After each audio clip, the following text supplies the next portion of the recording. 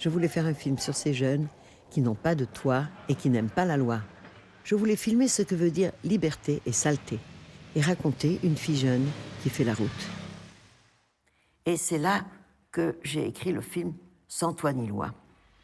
J'ai demandé à Sandrine Bonnaire, qui avait déjà tourné avec Piala à nos amours, mais qui avait encore que 17 ans et demi.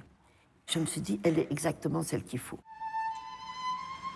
Est-ce qu'il y a tabac dans le coin? Pas ici, allez plus loin. Elle était décrite par les gens qu'elle rencontrait et qui parlaient d'elle assez mal. C'était cette colère de Mona qui la tenait vivante. Et à force de dire non à tout le monde, cela va la mener jusqu'à sa mort. La structure du film était bien précise. Je voulais que le film marche sur la route, comme elle. Et pour le traduire au cinéma, j'avais choisi de faire des travelling. Il y en a 13 dans le film. Chaque travelling roule de droite à gauche, ce qui est un peu contrariant, car ce n'est pas le sens de la lecture, en tout cas en Occident.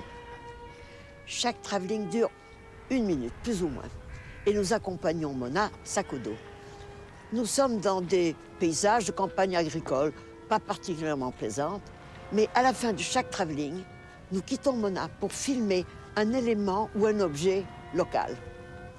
Au cours du film, le travelling suivant, plus ou moins 10 minutes plus tard, commence toujours avec un objet ou un élément équivalent à ce que nous avons vu. Ça me plaisait d'installer une petite énigme dont j'avais le secret.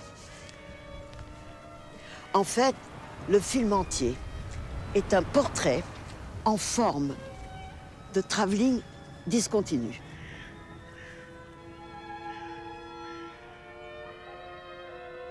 Au cours du film, 10 minutes plus tard, voilà comment commençait le travelling suivant. Sur la musique de Johanna Brusowicz, composée uniquement pour les travellings. Bonne surprise, Sandrine vient d'arriver. Sandrine Bonnaire. J'ai beaucoup parlé de la structure du film, mais avec toi, je voudrais qu'on parle de qu'est-ce que c'était le rôle pour toi. La première fois qu'on s'est rencontrés, en tout cas la première fois que tu m'as parlé du rôle, tu m'as dit c'est une fille qui ne dit jamais merci, qui pue et qui dit merde à tout le monde. On n'a jamais parlé de d'où venait cette fille, pourquoi elle était sur la route. L'idée, c'était comment elle vit, enfin, dans le quotidien, comment elle trouve à manger, où est-ce qu'elle dort, et comment elle se comporte.